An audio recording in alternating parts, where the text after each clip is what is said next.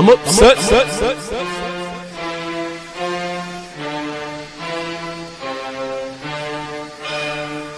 Come at it.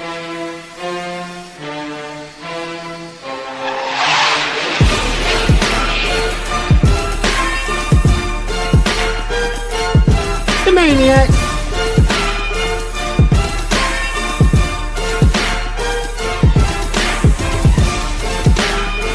Good evening, good people. It's I, the Maze Madman. I'm upset. Good evening, good people. It is I, the Maze Madman. We got another great show lined up for you. But before I get into that, I got my guy with me. The Maniac.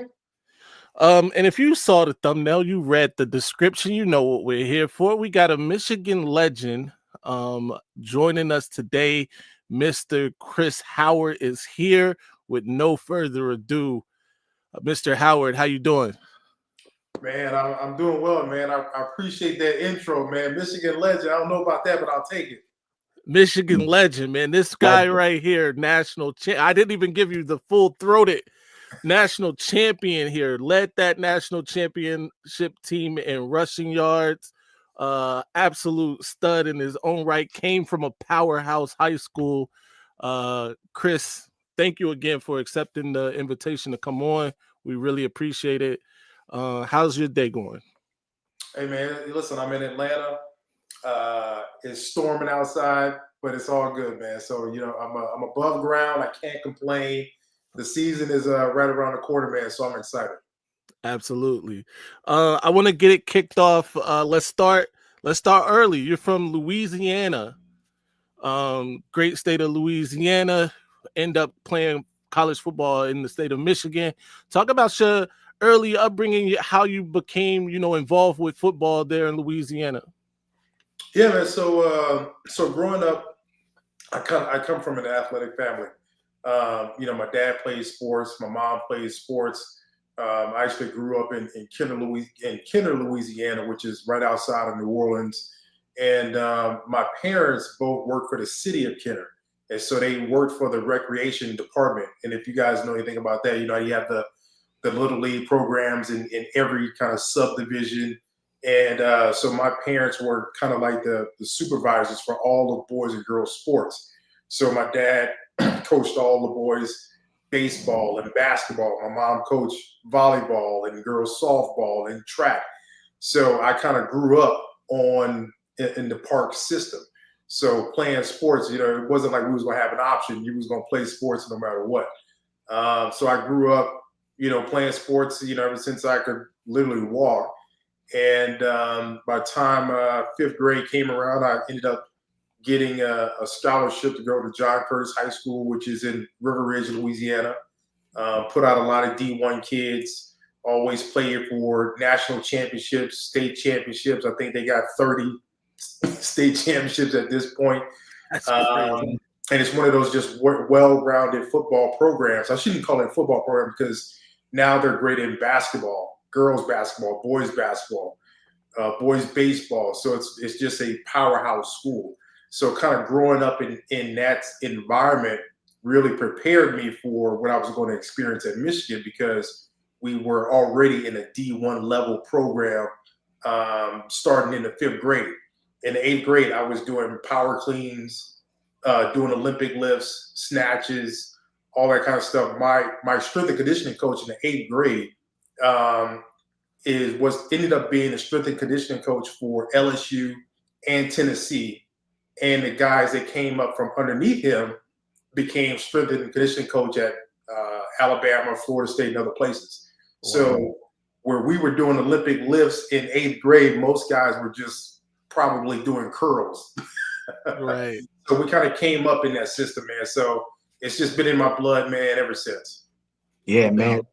So Chris, it's safe to say you never got bullied.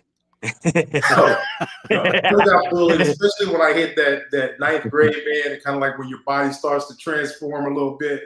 You go from being kind of that chubby kid to all of a sudden you're like, whoa, wait a minute, like what happened? And so it was definitely a great time for me. I mean, it's funny because I'm the tallest person in my family. I'm like 5'10" on a good day. Everyone else might be 5'5", 5'6". So I look like Shaq in my house compared to my other siblings and my parents. Yeah. So, Chris, so let's start. So high school. At what grade did Michigan start to recruit you? And who else was involved? What other schools were recruiting you heavily? Was it Michigan from the jump? Was you iffy 50-50 Michigan in another school? Talk to us about that. How was that transition, being recruited from high school? Yeah, it was like honestly, I didn't know I was being recruited because our high school coach, JT Curtis, he was pretty good at like kind of keeping us level headed. So we didn't even know we were getting letters. So no letters weren't necessarily going to our house. They were being delivered to the school. And so getting the letters and basically locking them up in his office. So we would have to literally sneak in his office and go in his drawer, and like literally it'd be like a daisy chain of guys in his office, like we're in prison. Like, here's your letter, and like we just start handing letters out. So that's when I started realizing I was getting recruited. And then because of the high school I went to, it was always recruiters around Michigan. For example, Bobby Powers, who played linebacker at University of Michigan, he's from my high school. So he was in 12th grade. I was in 9th grade, so he was older than I was. So we always had recruiters around our school. And my favorite team growing up was Alabama. Like, I knew that's where I was going. I was going to Alabama, no questions, if, ands, buts about it. I was going to Alabama, period.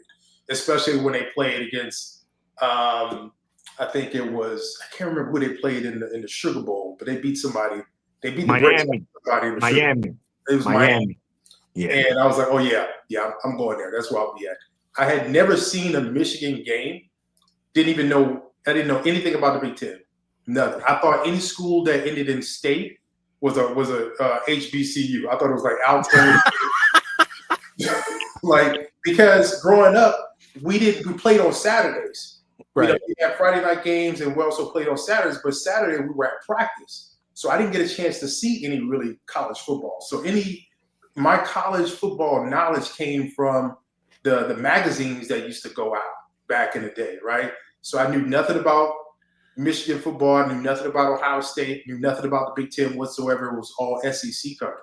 So when I started getting letters from all the Big Ten schools, I'm like, who's this? Like, what program is this? Like, what Mississippi, Michigan State, like, what is that? Like Alcorn State? Like, I didn't know.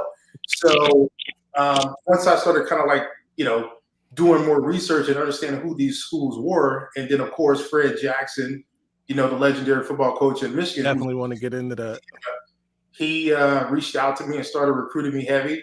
He was coming down all the time, and Fred had a very unique recruiting pitch where he would come down with a football, and like literally he would be running plays with you in your front yard.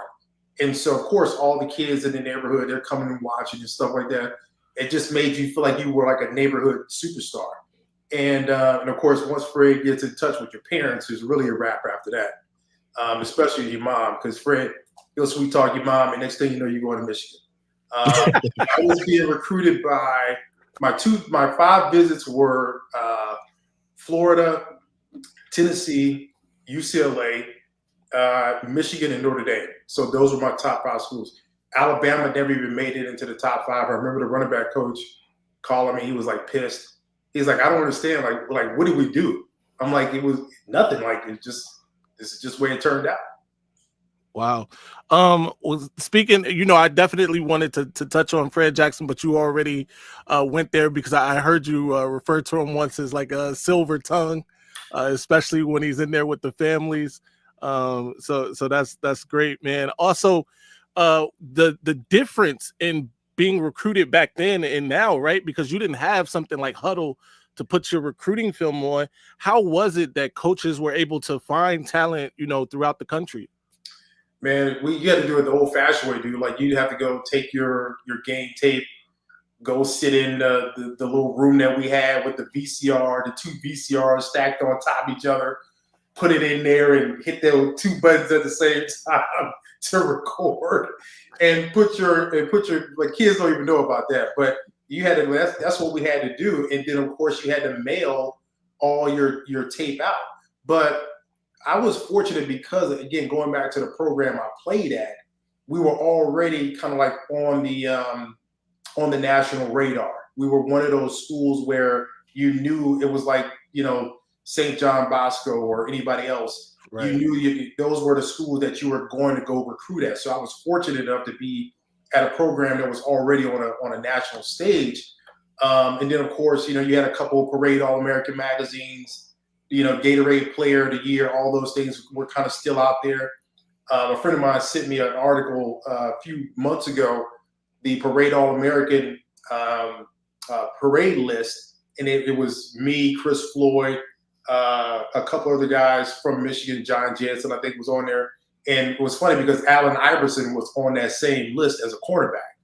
And but that was how you got out there back then. That was few publications, playing at a national program. That's how you got out there. Wow. Nice. All right. So now you at Michigan. You get, you touch down at Ann Arbor. Take us through that, your freshman year to your last season, man. How was it? How did they welcome you there? The people, the fans, the coaches. How was the experience? It was great, man. Like, I gotta say though, like my freshman year though was awful simply because of the weather. I'd never seen snow before. The heaviest jacket I had was like a windbreaker. Didn't know what Timberland boots were like. I was not prepared whatsoever for going up north. But fortunately, like I had my roommate, Chris Singletary. He was awesome. His family kind of took me in as their second son. And it was just a really, I didn't feel, even though I was far away from home, I didn't feel like I was far away from home. So that was a bonus. But it's tough, man, because your freshman year, you go from being the guy, right? You go from being Parade All-American and, everybody, telling you how great you are till you get to Michigan and you're like, yeah, it ain't like that. Like, it's, you're a scrub, you're a freshman, you don't know anything. And then you also realize that the talent level is much, much different. Guys that you were running over in high school, you're not doing that now. Like now it's like two bulls hitting and it's a stalemate. And that was a major adjustment. And then just not playing was a major adjustment. Now, granted, I had Tyrone Wheatley in front of me. I had Tim Biakabatuka in front of me. So it was an adjustment to like not be able to play. But instead of kind of sulking, I just tried to get on special teams just so I could, at least do something. And I think once you get on special teams and you show coaches that you're willing to, put your nose in the thick of it, and you're not afraid to go out there and tussle with people, I think that gives you a little bit more advantage over guys who don't want to play special teams. But that freshman year, man, it was definitely rough for sure. Yeah, absolutely. Let me just ask him something quick. Yeah, I'm glad you brought up that you had Biakabatuka and Wheatley in front of you. In this day of age, Chris, players are transferring. I'm gone. You know what? I'm not gonna play. But you thugged it out. You said, "Listen, man, I'm gonna be there." And look, it was worth it. No, I'm not gonna lie. I wanted to transfer. I'm like, wait, before you give me too much credit, because so my recruiting process, it was Gary Moeller, Fred being Fred Jackson, the smooth talker that he is, because Wheatley was supposed to leave. And then from my understanding, like Tim hadn't played a lot, so no one knew like Tim was that guy. Like Tim was Tim because he hadn't played a lot. So I'm thinking like, I'm going to come in and like, Wheatley gone and, it's just going to be me and whoever this French Canadian kid is. What does he know about playing football, right? And I got up there and then, of course, like after I committed and signed my letter of intent, Wheatley decides that he's coming back. And I'm like, I'm like, you got to be kidding me. But I was committed. I didn't even know anything about transfer. You could even get out of your NIL. Like that wasn't even no one knew that was even a possibility back then. So I was going to go to Michigan regardless. But again, because of that rush, that freshman year being very rough and very, trying. Yeah, there was a lot of guys that were thinking about transfer because we were not used to being the scrubs. We were not used to being an afterthought, right? And so, of course, and again, like you want to play, right? Like the whole point of you going is to play. So to not to be able to do the thing that you love to do was very hard for a lot of guys. But my mom was like, "You're not going anywhere." She's like, "You stand right there." Like, so I ended up staying. Like you said, I ended up just toughing it out. Yeah.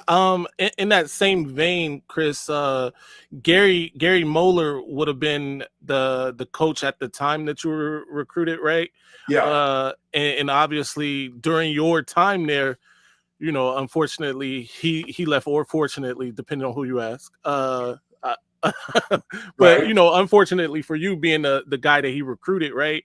And I read somewhere that you didn't even know who Lloyd Carr was, or something like that at the time when he took over. Talk about that transition. Yeah, I couldn't have picked Lloyd Carr out of a lineup if he would have robbed me. I didn't even know who Lloyd was. That's how much interaction that we had, with the defensive side or with the defensive coaches, right? Right. So we had exchanged not one or two words to each other.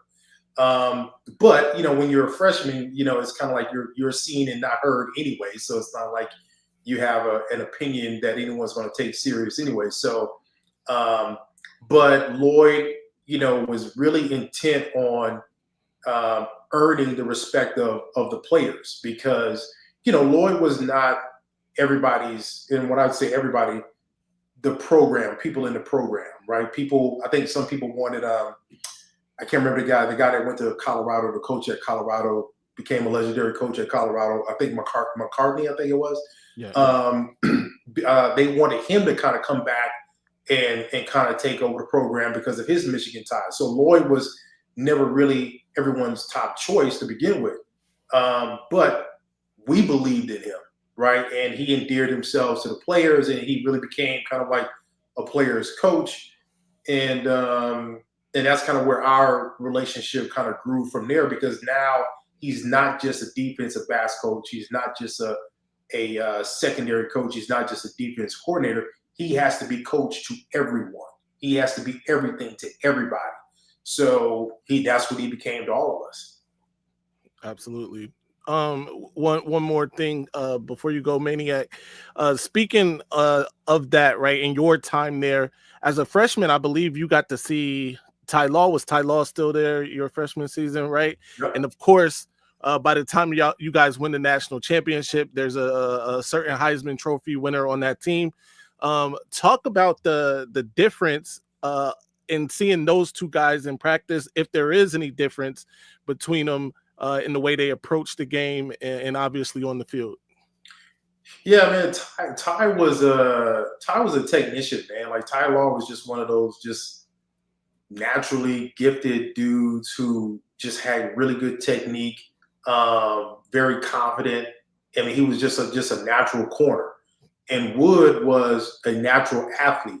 Wood could have played wide receiver. I remember they were talking about putting him at running back. I was like, please don't put this dude at running back. Like, I just starting to get some carries. You know what I mean? Like, leave his ass on the other side of the ball. Right. And so Wood was just a naturally gifted athlete, man. Like, we would go to the CCRB, play basketball. Wood would be like one hand windmill dunking. You know what I mean? Like just an exceptional athlete. But he wasn't like his technique wasn't great. But he made up for that with his high football IQ and his athleticism. And two very different types of players. But as far as, I mean, Tai Law is a Hall of Famer as well. But two very different players, but also just very highly competitive, very skilled guys. What was crazy is Wood got better over time. Like, just became just an unbelievable player in the NFL. Like, he just kept getting better. And Tai was already like that guy. Yeah, no doubt, man. That's my era, man. I miss those '90s teams, and obviously, your team was the one that brought it home for Michigan. After a lot of years. So, what was the mindset, Chris, going into that season in '97? Man, I mean, the team was stacked from top to bottom, but obviously, Michigan wasn't picked to be a favorite to win the national championship. Just take us to the mindset, in the locker room, man, for you guys and the coaches. Yeah, I always tell people that 97 team doesn't happen if we don't go through 94, 95, and 96. Because up until then, I think Michigan had went to the Rose Bowl like 5 years in a row or something like that. And I think I think Bo Schembechler has a favorite, has a quote where he talks about teams that win a lot become soft, and I'm just paraphrasing, but something to that effect. Yeah. And I think that's what happened. I think Michigan just felt like it was. I think when I say Michigan, we felt like it was kind of a rite of passage that we would just get there. And when I look back at those teams, those 94, 95, 96 teams, those teams were really stacked. I mean, we had Mercury Hayes, Amani Toomer, Tyrone Wheatley, Tim Biaka-Batuka, Rod Payne. The defense was stacked. I mean, we had guys that those teams should have won national championships, but we lost focus. Most of those games we beat ourselves. You can't take away from what Northwestern did because they were the right team at the right time. I mean, they beat everybody. It wasn't just Michigan that lost to them. They beat everybody and went to the Rose Bowl. Wisconsin was a good team back then as well. So it was Big Ten was very peak at that point, but it was also where we hit our drop off. So it was kind of like a recipe for disaster if you're a Michigan fan. And again, like I said, a lot of those games we lost because we beat ourselves, turnovers, distractions, whatever you want to call them. But going into that 97 season, we didn't have those superstars. Only person we had was Wood. Wood was, we're being honest, Wood was the dude. Wood was the star. We had a walk-on quarterback, Brian Greasy. We had an offensive line that was kind of a makeshift offensive line. We had to move two redshirt freshman defensive linemen over to offensive line because we didn't have enough offensive linemen. Now, one of those players ended up being Steve Hutchinson, right? Oh. You know what I mean? And I can't remember the other guy's name, but he played a bunch of years in the NFL as well. So we had a makeshift offensive line. We didn't really have any receivers. Ty Streets had dislocated his fingers a bunch of times. Thank God we had tight ends, Jeremy Tooman, Mark Campbell were really solid guys. But we knew that was going to be a grinded out type of season. The mentality that went into that was when you're tired of getting your ass kicked for the last 3-4 years, and all of a sudden you're being looked at as the weakest link in the Michigan history and lineage, right? You got a lot of the older guys that played in the 80s and early 90s looking at you with the side eye, like, like you guys don't deserve to be, where the block is. Your mindset starts to change a lot. And going into that season, it was like, this is our last chance to turn things around. And when I tell you, man, we were zeroed in. We were zeroed in. Like fights at practice, it was super competitive. Everybody talks about the team. Some of us didn't like each other. Some of us were beefing, but that's what made those practices super intense. And Lloyd was the guy that was able to kind of just harness all that and bring that all together. And it didn't matter if you didn't like the guy across from you, you still had the same goal as the guy across from you. And so it was like where defense and offense was separated, but we still had the same goal, and we were just locked in. We got a question. This is actually a good question because it's one that I have written down here. But apparently you guys win the national championship, right? Or around that time, and everybody's celebrating, and a certain, GOAT in the making isn't celebrating and kind of sulking, and you have a conversation with him. Can you share that with us? And what was what was Tom going through at that moment? Yeah, man, listen, he was, kind of going through like that freshman year for me, he was kind of experiencing the same thing because, going into that 97 season, he and Greasy were kind of battling it out for who was going to be the starting quarterback. And the competitive person that people see Tom Brady as today, he was like that, when he got on campus. You know what I mean? Like if he completed a 30-yard bomb, he was just excited about that 30-yard bomb as he was a 5-yard hitch. Like just his intensity was throughout, no matter what. Even when he made a mistake. And I think one of the things that may have hindered him back then was when he made a mistake, he would get really down on himself. But that's just kind of who he is because he expects the most of himself, right? Mm-hmm. So I think when he lost that spot to Greasy, and we go and win it all, and then of course you got this kid Drew Henson, who everybody is touting as the next whatever, right? He's the next guy that's coming in, and blah blah blah. And so I think he felt like the writing was on the wall. And for me, when we're all celebrating, I see him not celebrating. To sit down and we're talking, he's like, yeah, I think, between me and you, I'm probably going to transfer. And I'm like, transfer? Like why are you going to transfer? I'm like, this kid ain't even on campus yet. You don't know if he's any good or if he's hype or whatever. And I was like, if you're going to transfer, I said, well, then you're not the kid I thought you was. And and he didn't transfer. I'm sure he had that conversation, not just with myself. I'm sure he had that conversation with other people. But it was just something that I noticed out of kind of like Where's Waldo? You kind of see everybody cheering, and then one guy is off to himself, not celebrating with everybody else. And I'm the type of person who I like to make sure guys are okay. So it was more of me just kind of checking on him. And then when he told me that was my response. Absolutely. Wow. That's definitely great to know. And you being like a mentor to him, like a big brother, speaking to him. During the national championship season, Michigan had a freshman running back as well that shared carries with you. Yeah. Right? The A train, Anthony Thomas, who's from the same state as you. How, did you take him under the wing? Was he someone that always looked to you for advice? How was that playing with, A train? Yeah, Fred, man.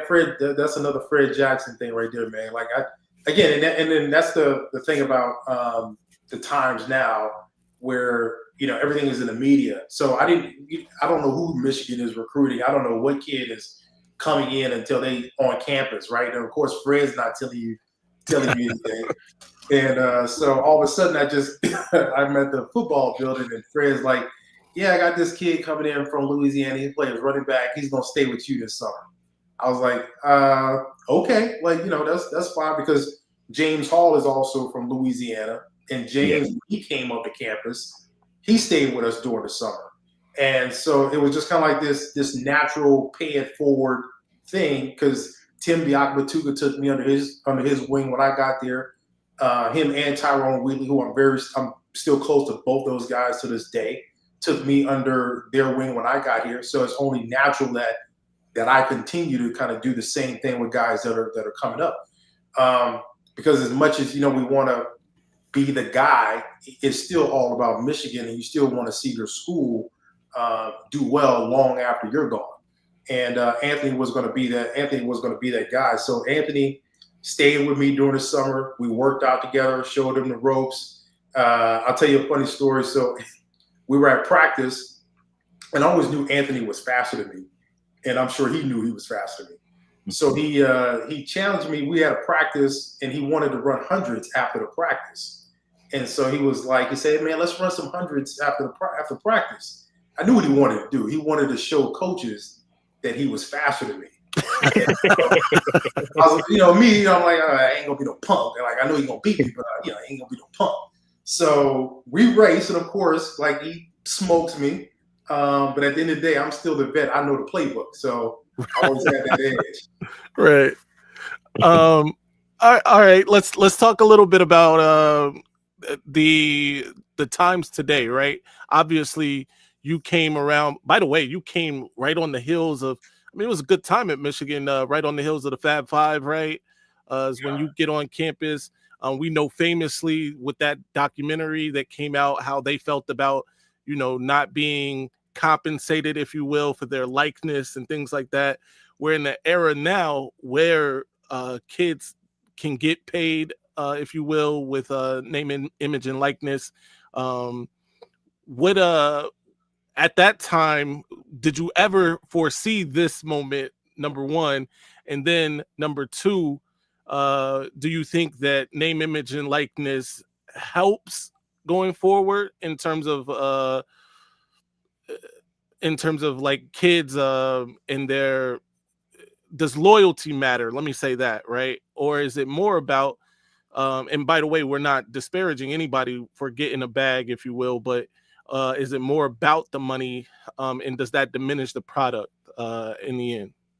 Well, listen, back then I was happy just to get a discount on a cheeseburger from Burger King.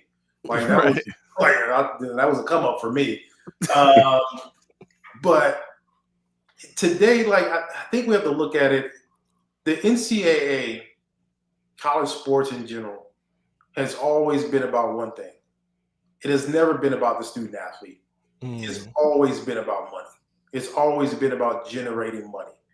And when you can have, and I'll give you a perfect example of this.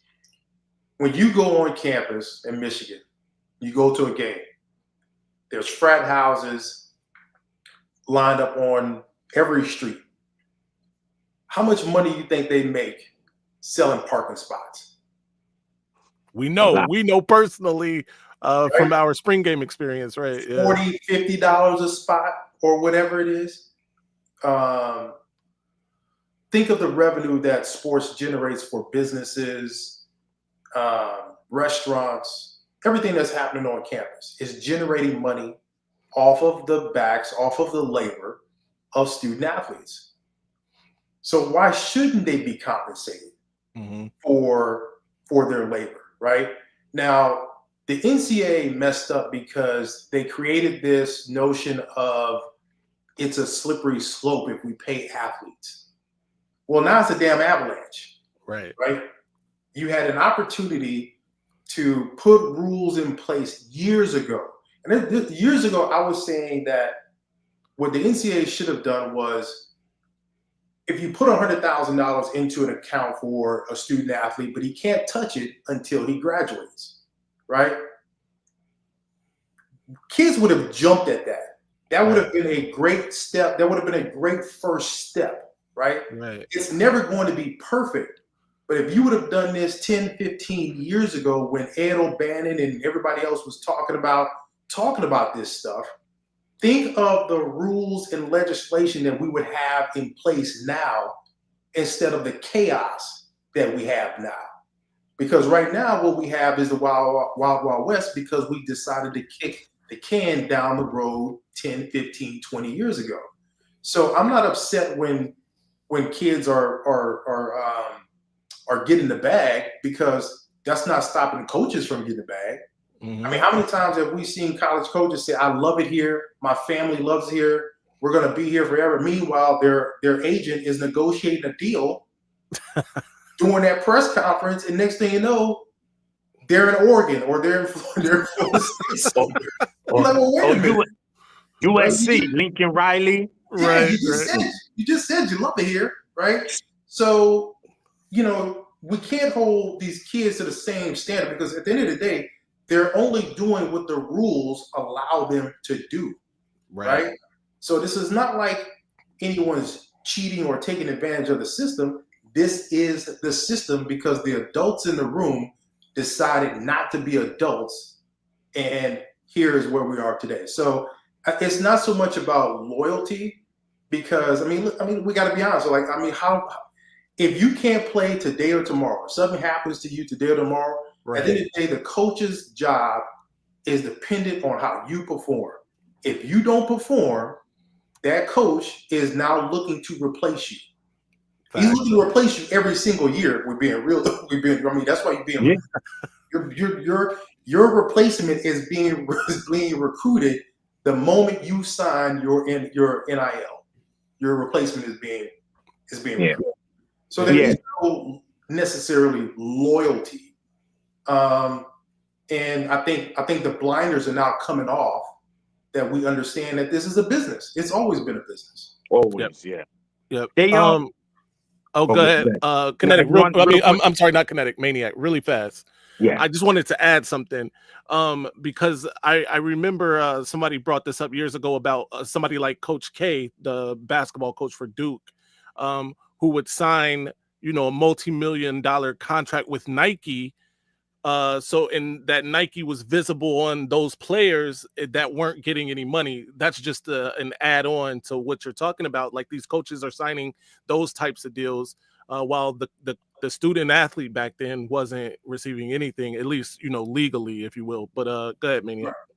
Yeah. So I know you just touched on NIL, but I've seen interviews with Keyshawn, Lendell White, where these players did say during college they got paid.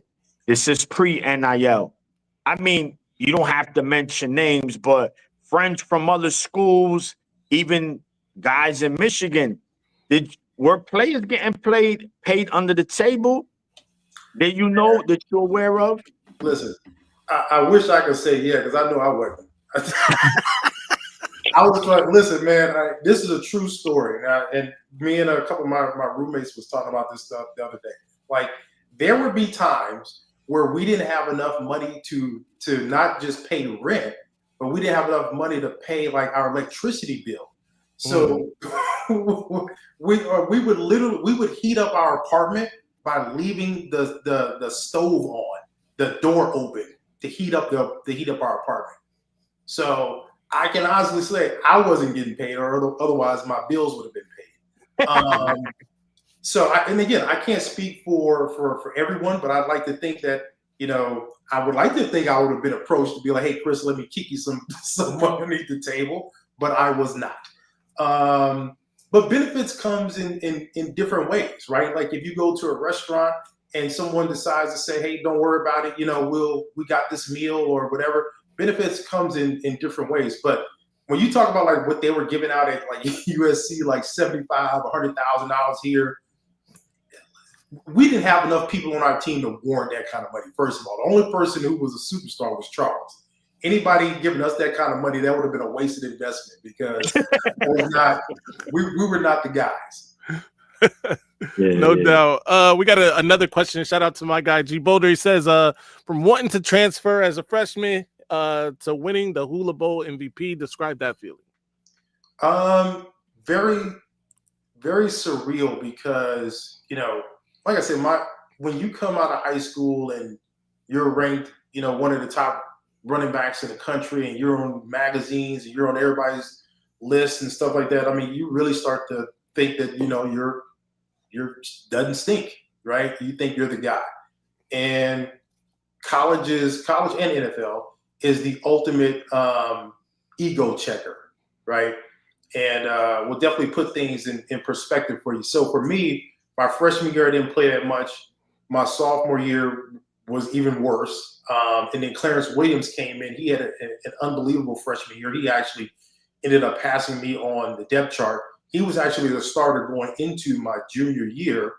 And I had a couple of breakout games. My junior year ended up, I think, leading the team in rushing and touchdowns my junior year. But up until that point, what they call people a bust, I was definitely a bust up until that point.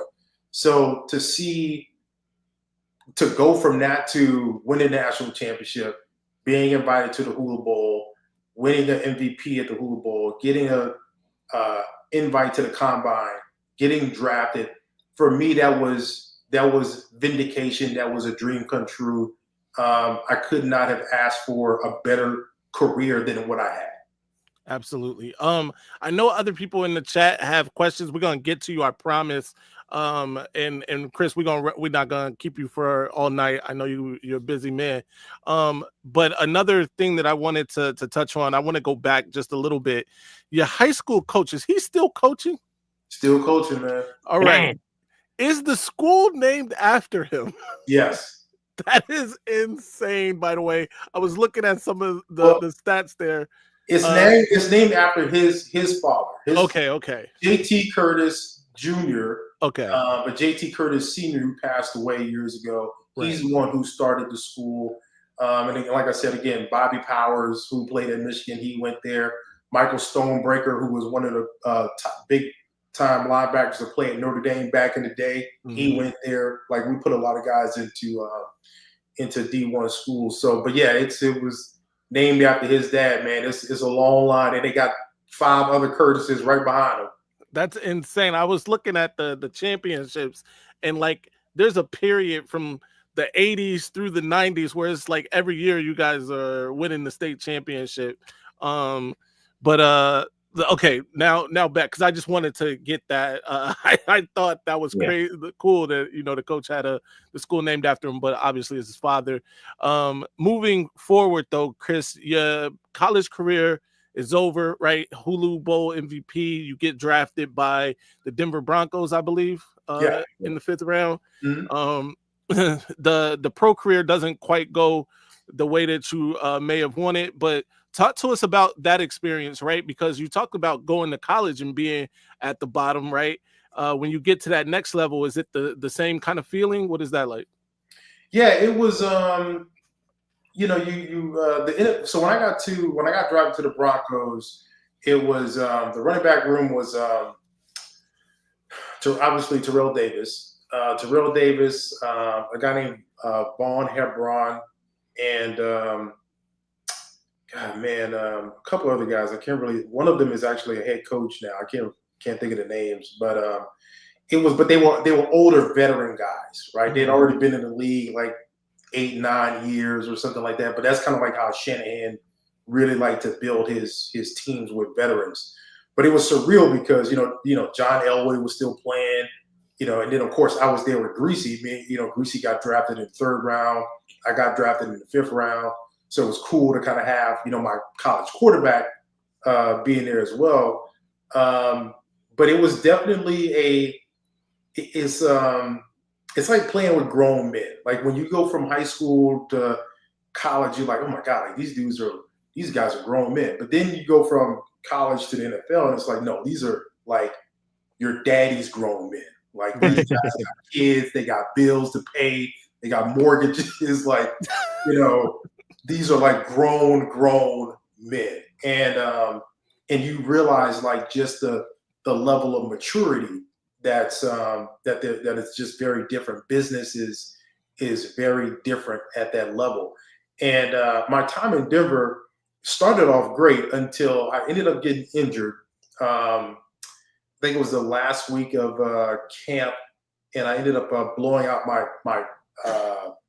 left calf muscle.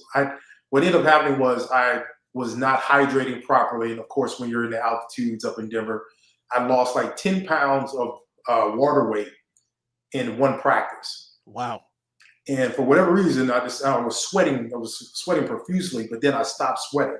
Couldn't even sweat anymore.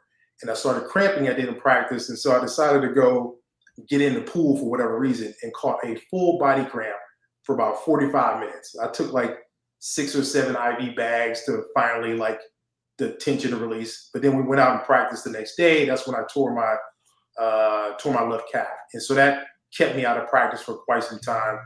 And so when I came back, rusty, fumbling, it was the worst thing that could possibly happen. And I remember them telling me that they weren't going to release me, but they wanted to bring me back on practice squad. But my agent said, hey, listen, we're getting calls from other places. I think you should take a look, especially Jacksonville, which was a terrible decision to go to Jacksonville. But I was listening to my agent. And but they had Tavian Banks down there, Fred Taylor, and James Stewart. was down there as well. But James blew out his knee. Fred wasn't exactly Fred quite yet. And so they felt like they needed to bring in another running back. And so I went down there. And as soon as I got down there, it was, again, when you recognize the difference in talent, when I saw Fred Taylor do Fred Taylor things, I was like, man, let me go down and get comfortable on this bench. and then Tavian Banks was legit too. And then when James Stewart came back from his knee injury, he rushed for like 1,500 yards. I was like, crazy. All right, special teams it is. Right. We got this question from Troy, who actually I got to give Troy a lot of credit for even making this happen. Shout out to Troy. He says, what words of advice would you give to young recruits choosing schools today? Don't chase scholarships. A lot of these kids get caught up in like who's offering them. And if you look at the transfer portal, a lot of these kids don't even end up staying at the schools that they commit to. They end up going to Notre Dame or Clemson or whatever, and then end up transferring to East Carolina. You know what I mean? Because we're talking about competition and we're talking about there's only a certain amount of reps that you're going to be able to get. There's only a certain amount of opportunities that you're going to get. So what I try to tell kids is don't chase the scholarships. Don't chase going to Michigan. Don't chase going here. Go where you're going to get an opportunity to play at. Because at the end of the day, you're trying to get on the field to show scouts that you can play ball. You can't show scouts you can play ball if you're on the bench. Don't go anywhere because they got great colors and they all this other stuff that you think is important. They've got great locker rooms and they've got a great weight room. You can't take none of that shit with you.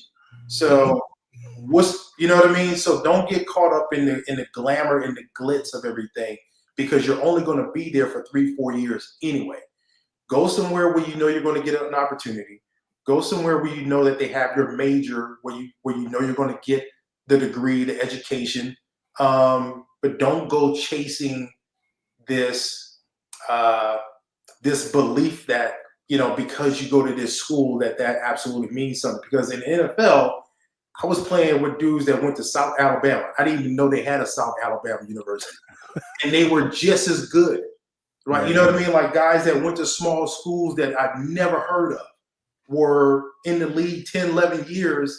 Reggie Barlow, a good friend of mine who's now coaching, I think, in one of the other professional leagues. I think Reggie went to Reggie might have went to Jackson State, and Reggie was all pro punt return. So Jimmy Smith, I played with Jimmy Smith. Jimmy Smith went to, I think, Jackson State. A lot of guys have go to these smaller schools, not because they're not good.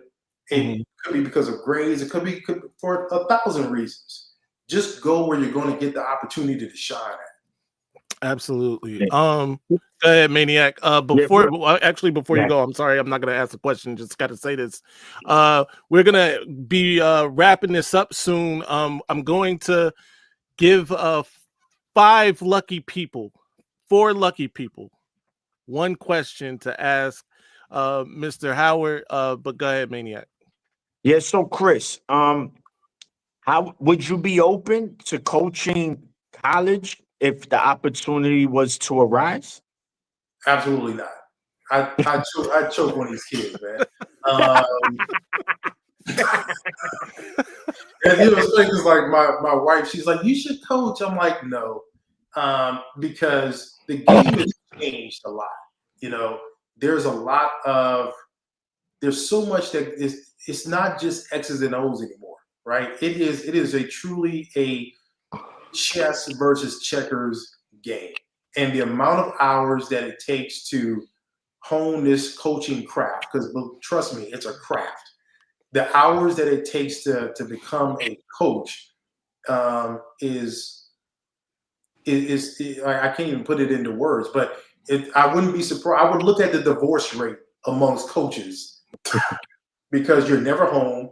You're always on the road, and it never stops. So unless you have an absolute love for the game, which I love to watch the game, but I don't want to be immersed in the game to where it's everything that I got to do every waking minute. So I'm good on coaching, man. I did my time. I'm good.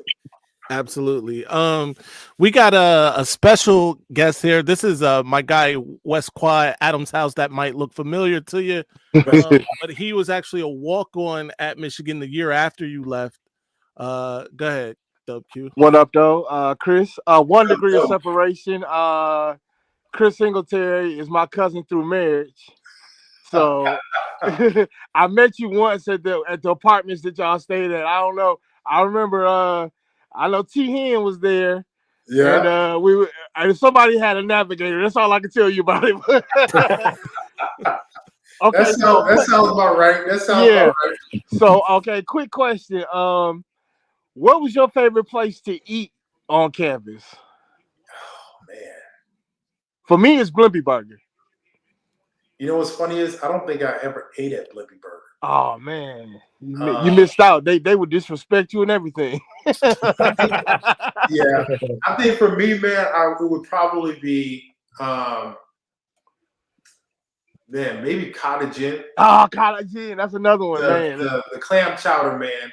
Again, coming from Louisiana, I don't think I've ever had clam chowder before.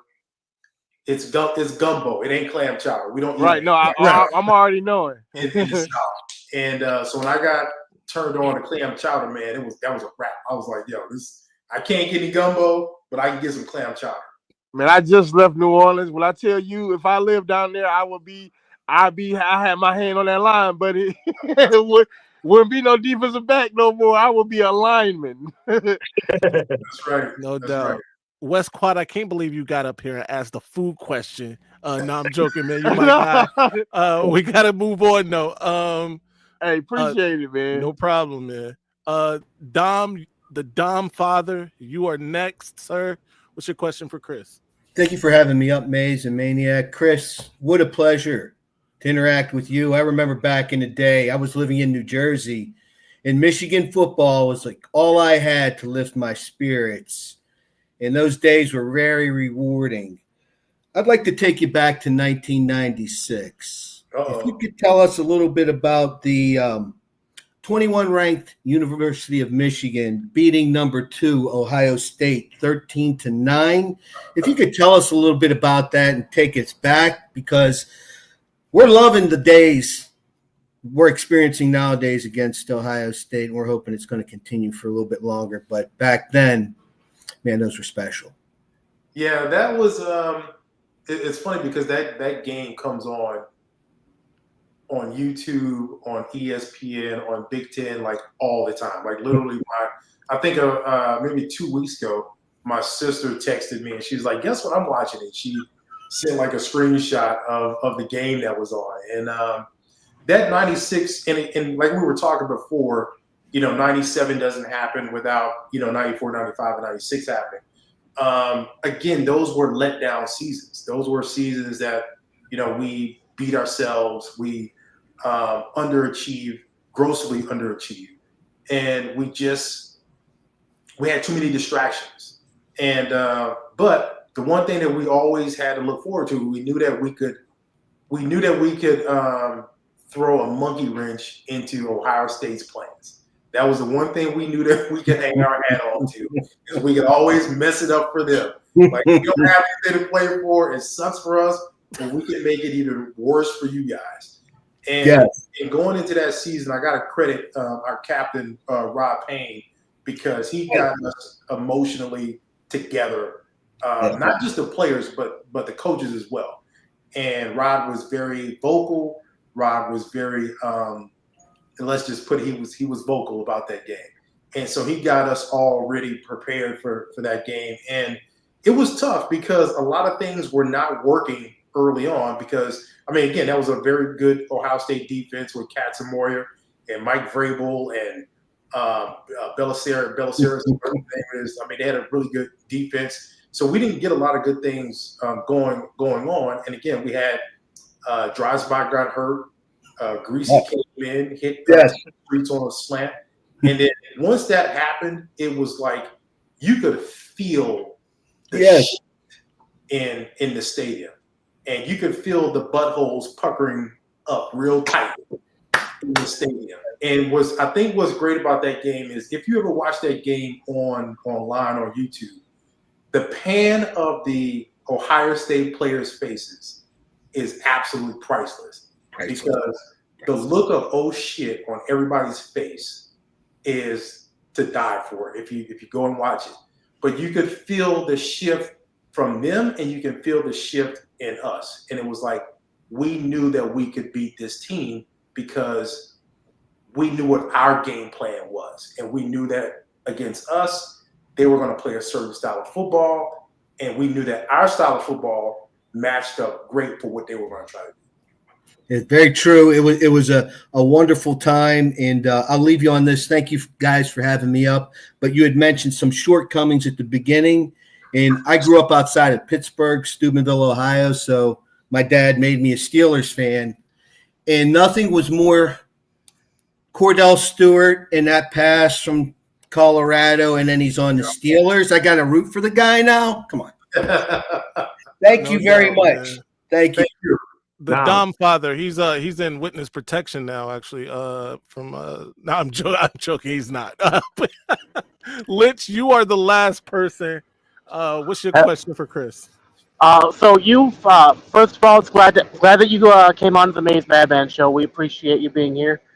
My question is, you've played in every aspect of football from high school all the way up to the NFL. I think you were also on the Raiders for a short time, weren't you? Yeah. So my question is, if you could give one piece of advice that could apply to a kid from the high school level all the way up to a prospective somebody who's looking at the draft, what piece of advice would you give a player at every level? Yeah.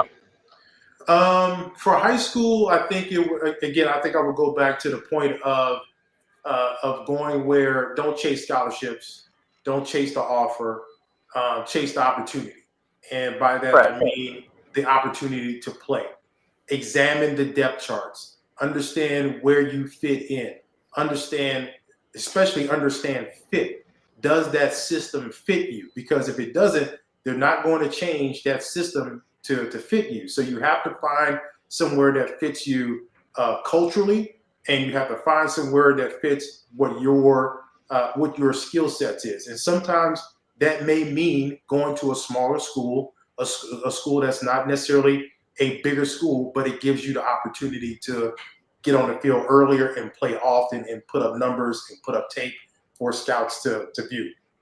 When it comes to college, one of the biggest regrets that I have is football was such a huge part of our life that I did not get a chance to really experience college. I didn't get a chance to really experience everything that the University of Michigan had to offer because it was just football, football, football, football. You really have to take time to enjoy everything that college has to offer you and not just let your life revolve around, the people that are in your circle. I really regret that I didn't take advantage of that.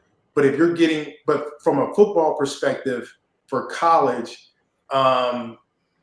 you really have to understand that there are levels, and you may be a great high school player, but you may be a okay college football player. You may be a okay college football player, but then you may get to the NFL and hit a whole nother gear and take off. So for most guys, I say stick with it. If you're okay with being a journeyman for the first however many years, you never know when your opportunity is going to really kick in for you. Because I think for a lot of us, some of us don't know when to step away from the game, and some of us probably step away from the game too soon. If you're in the NFL, if you're in sports, whatever professional sports, my biggest thing I would say is understand that the clock is ticking. And that you have to, it's not just about playing the sport, but it's about the relationships that you make outside of the sport that's going to set you on a path for a career outside of what you do. One of the biggest challenges that we have is, as athletes, is what defines us when we're done playing. You've been an athlete for so long. When you're done, who are you outside of that?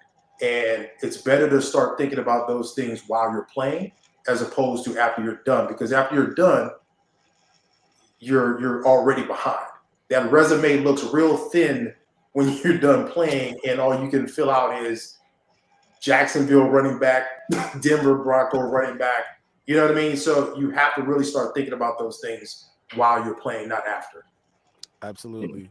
Right. Lich, thank you for the question. Yep.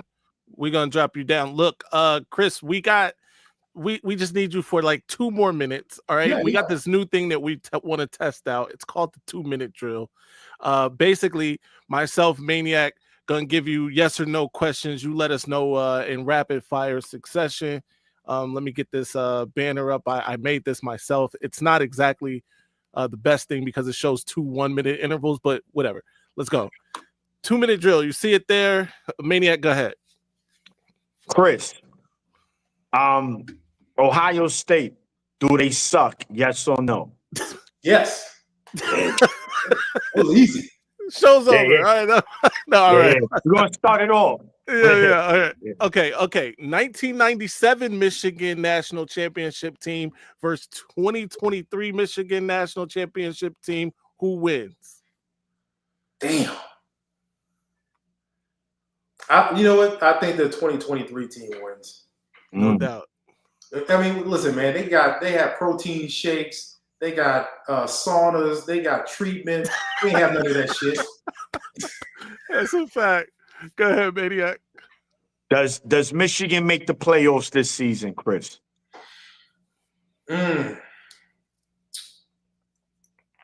think we're gonna need some help, but I think they can make it. Okay. All right. You got a choice of Michigan quarterbacks at Michigan. You going JJ McCarthy or Jim Harbaugh? You know, I'm gonna go with Jim. I'm gonna go with Jim Harbaugh. Okay. Jim was that guy. Jim was that dude. No doubt. Who was your favorite player at Michigan? Who was my favorite player at Michigan? Either while you was playing or after. Man, I'm gonna go with Tyrone Wheatley because Ty was just, to be that big and that fast and that elusive was just an uncanny skill set. Like he was the reason I wanted to go to Michigan. That first game, the first Michigan game I ever saw in my life, Michigan played against North Carolina State in the Holiday Inn Bowl or Holiday Bowl or whatever the hell it was. And Ty went off. And I was like, I'm going to that school. No doubt. Chris Howard, you were excellent. We thank you again. We can't thank you enough for joining us tonight. I appreciate it, sir. Any last words before you get out? Ohio State sucks. Go Blue. Yeah. Go Blue. Absolutely. We're going to put that in the drop. We got to make sure we put that in the drop, man. For and again, sure. Chris, just want to thank you for your time, my brother. Yes, you are a Michigan legend. Absolutely, man. My teenage years, what you guys did, man, just amazing. But great interview, man. Great insight. And we look forward to having you on again sometime in the future again. Absolutely, man. I appreciate it. Thank you guys for having me on at any time, man. Yes, sir. Thank you. Oh, he was waving. I'm sorry. Ladies and gentlemen, Chris Howard. We got West Quad in the big seat. Chris Howard, ladies and gentlemen, right here on the Maze Madman channel. You can only get this kind of heat right here. The Maze Madman channel. All right, anyway. Lich is going to be Stat Boy. You guys already know that.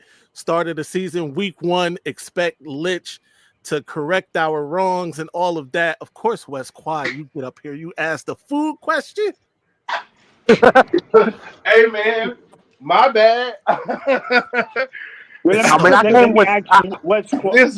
I wasn't. Look, I froze under the lights, buddy. I can't hold you. Hey, listen, I mean, I didn't know what I was gonna ask till I got up there, and then I found something good. I'm not gonna Yeah. hold you. I was like, You freestyle. I know you just came off the head. That was a Right. free. But you know what? Listen, food. I mean, as a player at Michigan, you know food is very important. You know, after practice, yo, where we gonna eat at? Where we gonna go? Yo, let's go over here. So you know, bro, food is important in the college life. So it wasn't a bad question, yeah, man, actually. we all eat. Hey, bro, G Boulder has Oh, no chill I forgot about zone. that. Hey, yo, what the fuck? That was his We boo. could not have asked this question, sir. I know. You know what? It was a good thing you dropped down. You can't ask this question. Shout out to my guy Chris Howard, man. Yeah. But ladies and gentlemen, we somebody wants to hop up. It's my guy Troy. Troy, what's good? Troy. Salute everybody. I'm so glad that everything went down perfectly. Blessed to see this, man. Yeah, man. Hey, by the way, we gotta give I gotta give Troy all the credit here. He he hit me up with an idea. I loved it, by the way. Hopefully we got some things in the works too. We got another Michigan legend in the queue, if you will. So we'll be talking about that. But Troy, this was a great idea. Chris Howard came with the heat. It really doesn't get a lot better than Chris Howard, any better than Chris Howard. That was good, man. Oh, I hope to pull off another Yeah, another it's one going. sometime here in the future. No doubt. No, definitely, man, and that's what it's about, man. Just supporting each other and looking out, man. So, Troy, thank you a lot, man. You know that means a lot, and not It was only my for us, pleasure. man, for the fan, you know, for the guys in the chat, man. Anybody, listen, I'm 43 years old, man. Like I said, I'm an 80s baby, so I know Chris Howard. I saw him play in real time, so getting to speak to him, and he won a national championship. Shit. That shit means a lot to me. Charles Absolutely. Woodson next week, ladies and gentlemen. Tune in live. Bro, we'll break the internet. We'll break the Yo, internet, man. yeah, no Yo, If you doubt, want to man. break the internet, you'd have to get the goat. listen, That's you can see coming. Wood up here. I have a better question than I would have a better question than a food question because you know that's my life. That was my lightweight idol, bro. No Somebody, doubt, man. one of my homegirls told me I look like a broke ass Charles Woodson. I took that as a badge of honor. Yeah, man. Yeah, man. That's crazy. Hey, look, we gotta get out of here though, man. But I Yeah. appreciate each and every one of you. Shout out to everybody in the chat. Shout out to my mods, man. Y'all been really holding it down. Make sure you share, Yeah. like, Hey, you could have subscribe. told me I was a mod, bro. I just look up, I see a Rich. I'm like, hey, yo, You know, good you looking gotta out though. Much absolutely, obliged. man. But yeah, All right. Troy, thank you, sir. Lich Max, tell the people where they can find you, what you got going on. Well, you can find me at LichMat626 on YouTube, Twitch, and on X. I do Madden Madden Dynasty playthroughs, and I do college football 26 now Dynasty playthroughs over there. And you can also find me on the Gamers Sideline with Kinetic. We talk about everything that has to do with sports and sports games. So make sure you hop over there and subscribe over there as well. No doubt. West Quad, my guy, WQ, tell the people where they can find you. You can find me at Sir D Chamberlain at x.com, whatever. Mama named it Twitter. I'm gonna call it Twitter. Facts. Big facts. Of course, my guy, Go Blue Maniac. Listen, man, you can find me at the Sasson section of your local supermarket. No. Follow me, Go Blue _Maniac _24, man, on Instagram. That'll take you to all my other socials, man. I don't have Twitter.